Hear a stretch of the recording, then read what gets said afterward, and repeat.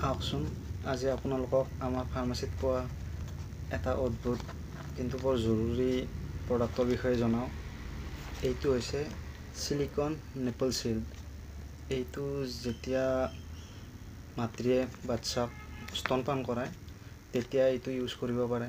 এইটো ইউজ কৰিলে যেতিয়া ধৰক বাচ্চাই স্তনপান কৰে তেতিয়া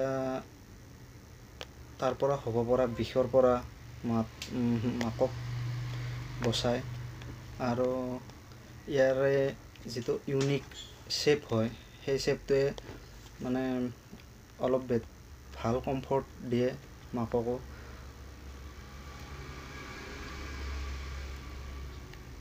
আৰু এইটো বাচ্চাক ধৰক মাকৰ স্তনপান কৰাৰ দৰে নেচাৰেল ফিলিঙো দিব পাৰে, কাৰণ ইয়াৰে যিহেতু মেটেৰিয়েলটো মানে সিলিকনটো বহুত সফ্ট হয় আৰু স্কিনে নে কিবা বেলেগ চিন্থেটিক বস্তুৱে তাৰ মাজত ডিফাৰেঞ্চটো সিমান নাপায় আৰু বাচ্চাই। আৰু এইটো আপোনালোকে চাফ চিকুণ কৰি ৰাখিবৰ কাৰণে ইয়াৰে ভিতৰত এটা কেঁচু আহে, ইয়াতে দেখিব পাৰিছে যেনেকৈ ইয়াতে কেঁচ এটাও আহে। আৰু এইটো চাফ চিকুণ কৰি ভালকৈ ৰাখিলে ইউজ কৰিও ভাল পাব। বাচ্চাৰ কাৰণে এনেওতো হাইজিনটো মেইনটেইন কৰিব লাগিব, যিহেতু ডাইৰেক্ট মুখৰ লগত কণ্টেক্ট হ'ব বাচ্চা খোৱাৰ লগত।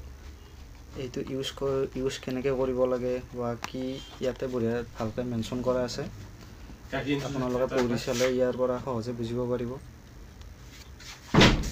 এইটোৱে আছিল আজি আমাৰ ফাৰ্মাচীত পোৱা নতুন এক আইটেমৰ বিষয়ে।